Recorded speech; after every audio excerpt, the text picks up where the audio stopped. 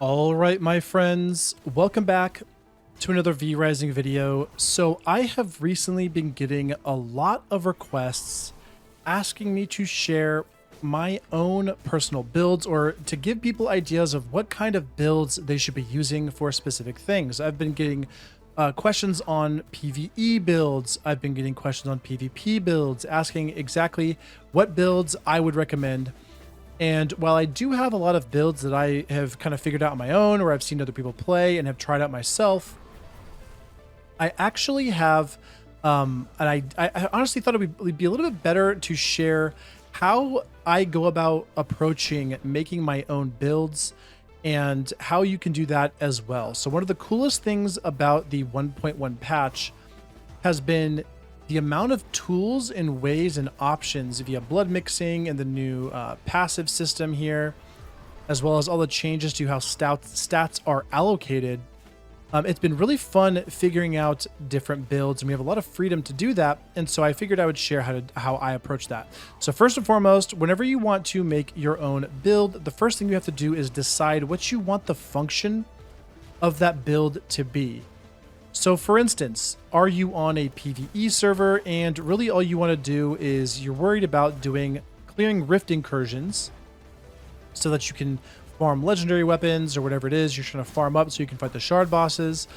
Is that your goal? Are you trying to make a PvE bossing build specifically for killing bosses, or maybe killing bosses at a low or reduced eye level? Are you on a PvP server where you're wanting to do maybe a rift build that's good at clearing rifts, but also has pretty competitive PvP potential? Are you really not concerned about rifts? Are you really just wanting to build a specific PvP, really strong PvP build? Or maybe it's a specific caster build or whatever, a tanky frontliner build, a 1v1 build, a 1vx build, whatever it is, you need to decide what the function of that build is going to be first, and then try to work backwards from that. And this seems probably pretty obvious to a lot of people, but it's important to bring it up because I think a lot of people, I've seen some build or questions that people have sent me on their own builds where they kind of were trying to cover too many bases at once, or maybe they were kind of confused at how to get to a specific result. So in order to do that, in order to decide what you want, or in order to approach that functionality, first, you need to understand the value of every single stat that you're putting into that build and what the opportunity cost is for that stat as well. So every time you're picking a stat, you're obviously leaving something out. You can't just have every single stat maxed out. You have to be giving something up. And so to explain that, you can see my physical stats here.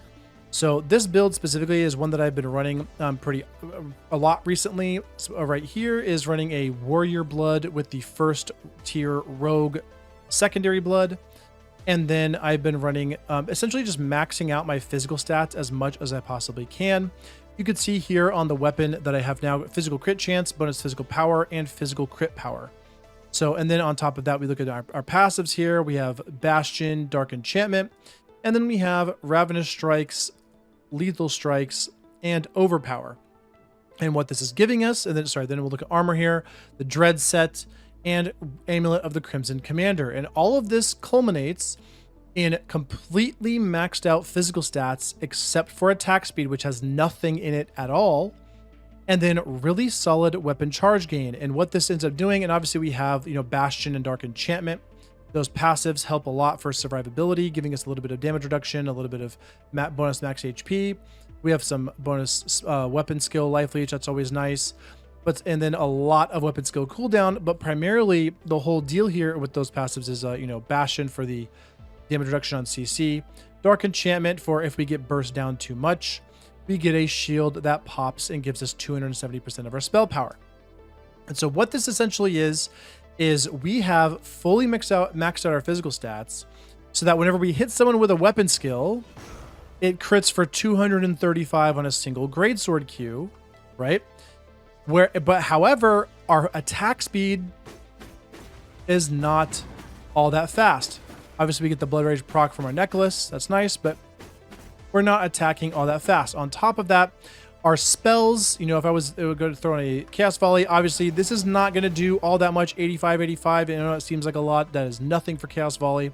And you can see it's really not giving us all that much there. So how I'm approaching this, the opportunity cost, and then on top of that, one of the most important things, we have no movement speed whatsoever. So if I'm running away from somebody, I am stuck going this fast, while somebody who on a max movement speed build can simply run me down.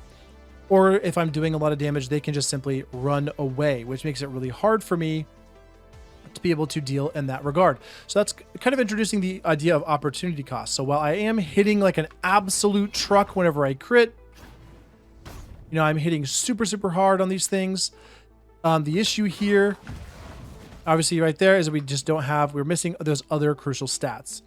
So with that in mind, I should be picking spells or the win condition of this build for me, and the spell choices kind of go towards that win condition.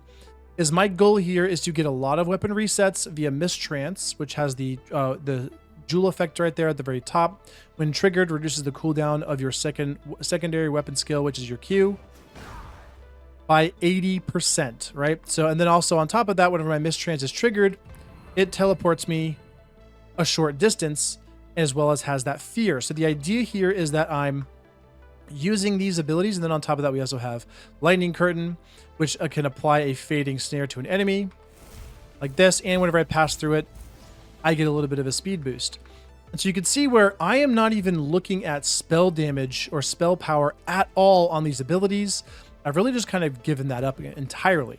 So my spells just don't do a lot of damage. It's not really that big a deal. Obviously, my ultimate is just sitting on that right there. It's probably better on like a Heart Strike or something. And so the win condition here is just doing huge, is just basically having a lot more cooldowns than someone who's not running something like this. And being able to take advantage of those weapon skill cooldowns to do enormous weapon skill damage hits on the enemy. And at the cost of not having a lot of attack speed whenever my weapon skills are on cooldown.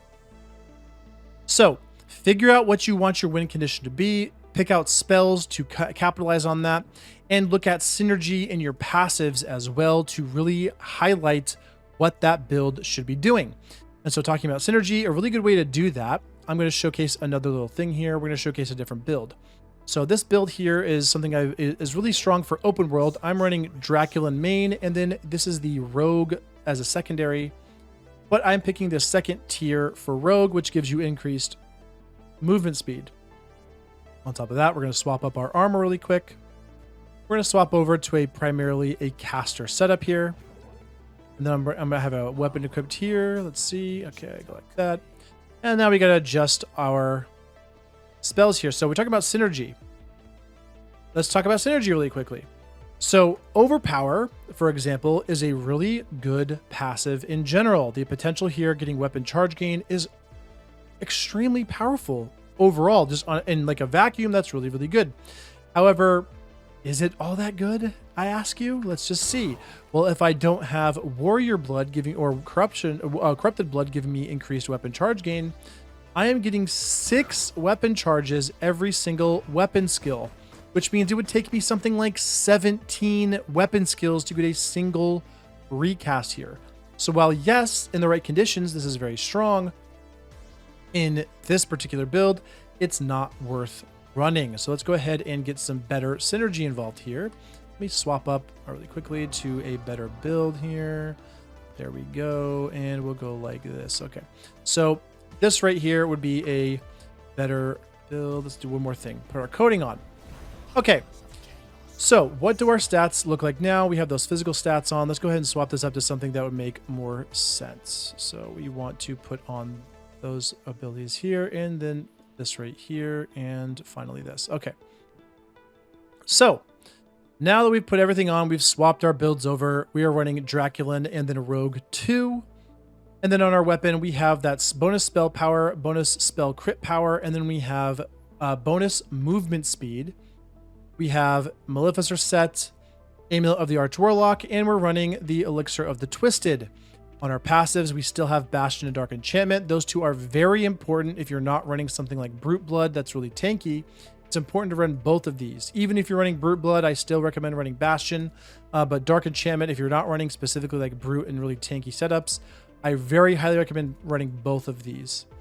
And then, just because the survivability is kind of unmatched, you really like have to survive at endgame. And then in terms of synergy, there's a couple options here. But I'm going to show you how what I actually really like to do synergistically here with Spiritual Infusion and Renewing Flames. And then finally we have Turbulent Velocity here to give us that little bit of movement speed. And just going to showcase my stats here. All of our physical stats here are really through the floor now. However, we now have maxed out bonus spell power and nearly maxed out crit chance and spell crit power. We then have entirely maxed out movement speed and really, really good spell leech. So 3 sources into spell leech here. So, and then a solid amount of spell cooldown.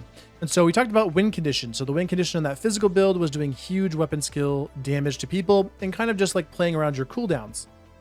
Whereas this one here, the win condition for this particular caster blood is just the fact that our movement speed is through the roof at 22%, allowing us to be really mobile in open world. When we're fighting things, whenever we're maybe someplace like rifts and we're trying to stay away from somebody, we can dash in, hit somebody, and get all of a sudden get our spell haste effect there. Or maybe we can cast Void from long range and just keep that movement speed. You can see how fast we're moving here. Is so much faster than the other blood there. And so that win condition is basically being really fast and highly mobile while still having really long range to be able to poke like this and do, 130, 160 spell damage to things at long range.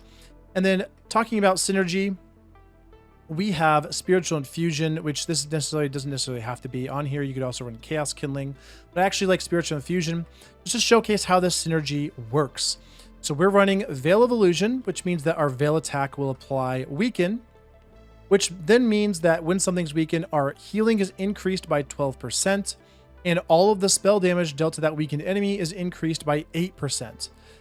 Then we are running Renewing Flames, where we deal bonus spell damage to ignited targets, and Ignite heals us for 25% of our spell power. So now that heal is being boosted by that Spiritual Infusion, and Spiritual Infusion's boosting spell power, which boosts our Ignite damage. Also, this Ignite is being boosted right here as well. And we have all of this boosts our spell and our spell leech and everything. So what happens is, if I take some damage here, let me see if I can take some damage maybe over the sun here. Maybe take a little bit of damage. We'll showcase how this works. Takes a little while here for the sun to finally do some damage to us. There we go. Okay. So we have taken some damage here. Whoops. There we go. So we took some damage, and we can see just how much HP we get back from doing this. 88 there. Casting this, we have Agonizing Flames, and suddenly we have completely healed that 200 damage in a simple Veil attack and a Void. You can see where all that health and all that healing comes into play. And so the idea here is what we're doing is we're dashing and Veil autoing. We're applying Ignite and Weaken at the same time. We're hitting them with a Void that's applying Agonizing Flames and doing double boosted spell damage. And so that right there is where that synergy of all of those passives and all of those effects and the blood types that we have is coming into play. Okay, and so that is just showcasing one build example, and we showcased the other build example, the physical build example. We're going to showcase one last example of one of my favorite types of builds. Just give you an idea of what my another build that I've been playing here is. Let's go ahead and swap this up a little bit, and we're going to go like this, and we're going to toss on this here. We're going to toss on this here, and we're going to toss on this here. I believe this is what I've been running on this. So let's see my stats here. Oh nope, good chance is maxed out. That's because we're supposed to be running this one here. Okay. So now we're running a different build here. This is Rogue Brute 1. You can see the difference here. We don't have really high weapon skill power or physical crit power, but our attack speed, physical power is really high. Attack speed's capped. Physical crit chance is capped. And if we swap to these different weapons, we can also see, spear here. We actually get those other stats a little bit higher. And There we go. And we're going to do this. Okay. So now, and then our passives are running Sanguine Mastery, which gives us bonus damage to things with Leech and also boosts the effect of our blood. We're running Bastion. I'm not running Dark Enchantment because I'm running Brute Blood. I feel like it's not necessary on this particular build. Obviously, if you want to run it, it's actually not it's still not a bad idea. And then we're running Rampage for crit chance, and then you get attack speed on your whenever you crit. And we're running Lethal Strikes, which gives us bonus crit power as well as bonus damage to people at lower health. You could just as easily swap this off with Ravenous Strikes if you wanted to. Just to showcase what the idea here, what the win conditioning here is, because our weapon skill power and stuff is just a little bit lower and our crit power is a little bit lower, just a little bit lower, what we're looking at here is we're not necessarily looking for huge damage on this. So you saw the Greatsword on the other build was doing like 200 damage on that Q whenever it crit. This one here, you can see how much this one is. It's only 160, so instead of 238, it's 160, so definitely substantially lower. But the difference, the trade-off here, is that our attack speed is really, really high, super high here. And that the result of that is we can do auto attack change for 150 damage if they crit. You see how much damage we're doing on those auto attack change, and auto attacks or primary attacks don't have a cooldown.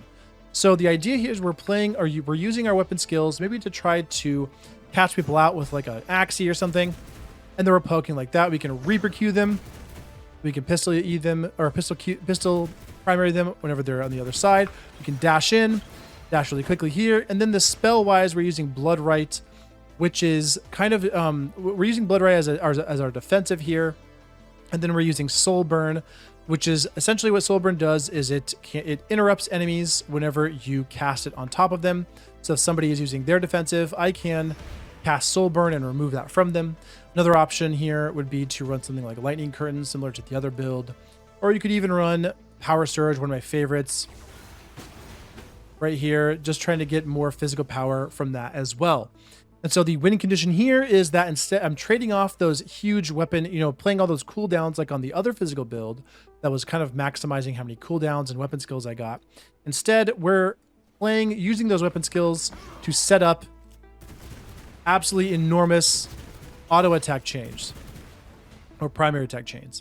So anyway, so yeah, overall, that's how I would approach this. That's how I would approach builds in this current patch, and I will be sharing specific builds in the future, but I wanted to give you just kind of some food for thought whenever you're creating your own build, to really look at what stats, every stat matters, and what your opportunity cost is. Don't try to invest in a bunch of different things all together. So here we have a movement speed thing, we also have bonus spell power and whatnot. You can see here that everything is kind of just middle of the road here, and then we kind of have like a weird spell power here. We have maxed out movement speed, but like it's maybe not the best here. Overall, so we're kind of having a hard time with that build. You want to avoid situations like that and really just try to lean into whatever the stats or whatever the win condition for your specific build is. But anyway, hopefully that was helpful. If you have any questions on this, feel free to leave them in the comments below. And I will, again, like I said, I will absolutely be making more specific build content videos. But for now, that's going to be it. Thanks for watching. Hope you enjoyed it, and we'll catch you in the next one.